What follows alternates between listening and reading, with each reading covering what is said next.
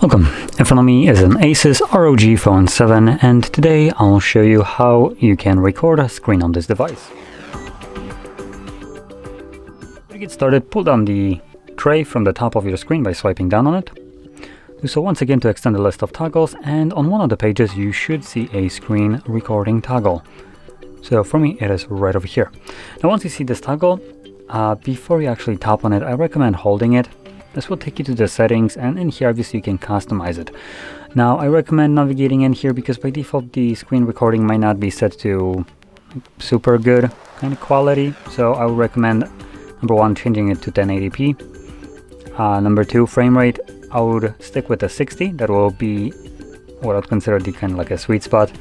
Now contrary to what you might have heard, 30 frames per second is not cinematic, neither is 24. Stay away from it, it's garbage. 60 will be a good one because YouTube, as an example, if you're planning to upload any kind of gameplays to YouTube, only supports up to 60 as far as I'm aware. So anything above that will just be lost, and obviously the more frames per second you have, the more storage the recording will require. So it's not optimal to go for the highest number.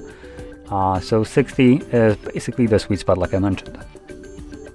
Now moving on, next thing we have the quality. Now it's set to medium. This I presume is just a bit rate. So in general, if on the medium you experience on your recording some kind of like blocky areas where it just kind of looks like it's a little bit less sharp than, for instance, the rest of the footage when you're panning around, so when you have like moving image, it creates this kind of like squares which are just blurrier than the rest of the image, then you might want to change this to high, and this will then just remove this kind of problem. And the rest of the options right here are completely optional and preferential, so just set them up to fit your exact needs. And from there we're just gonna find the toggle once again, tap on it. Now if you're doing this the first time, it asks for permission to a couple different things, so we're just gonna allow all of it.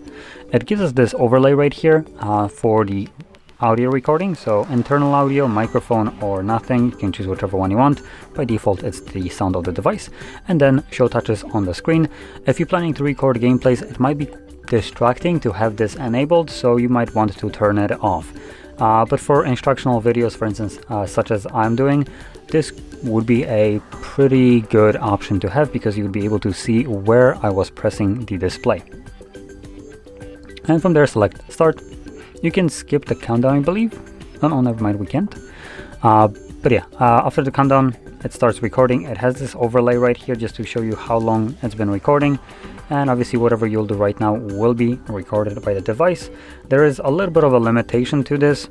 So if, for instance, you want to record something like Netflix, if I have here.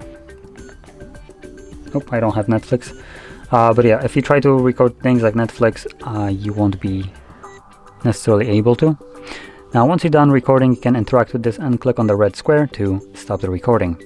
Now going back to the Netflix that I mentioned, what I'm referring to is certain applications have a little bit too much control on your device, even though it's yours. They kind of show you the middle finger and just control some of the things that they shouldn't. And one of those would be Netflix. So if you try to record a screen while also having Netflix open, what you will get is a black screen. Now apparently they can't block sound, so you will get a nice crystal clear sound, but not the image, which obviously is probably not what you wanted. So keep in mind that if anytime you see some kind of screen recording with just a fully black image, then that application is simply blocking you from being able to record. And there are several applications that do this, and Netflix isn't the only one, but primarily the streaming applications will do this for kind of obvious reason. But for instance, bank apps will do the same thing for, as they claim, privacy reasons. And there are some other applications that should have a zero effing reason to be able to do this, but well, still exist and can do this. So one of those applications is, just to kind of give you a little bit of a sneak peek, this will not really matter to most of the people in the world, just because this is a Polish application, but it's this garbage. So this allows me to basically commute in the city, but for some reason it just blocks screenshots if we go into buying tickets. So if I try to buy a ticket and try to take a screenshot, yeah, this thing will just completely reject it and block it. And obviously same goes for screen recordings, so pretty bad. Anyway, now going back to this phone, let's open up our gallery application, and you can see the screen recording right here at the top.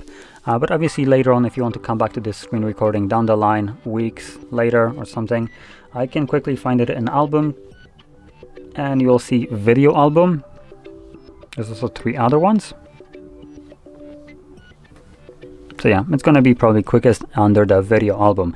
Now obviously this will be clumped up with any kind of other videos that I have captured and anything like that, so it still won't be as easy to find, but obviously in between photos and videos put all together, this will probably be significantly quicker.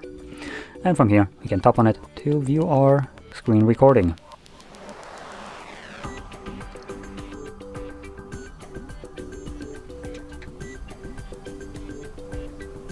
So there we go. Now, if you found this very helpful, don't forget to hit like, subscribe, and thanks for watching.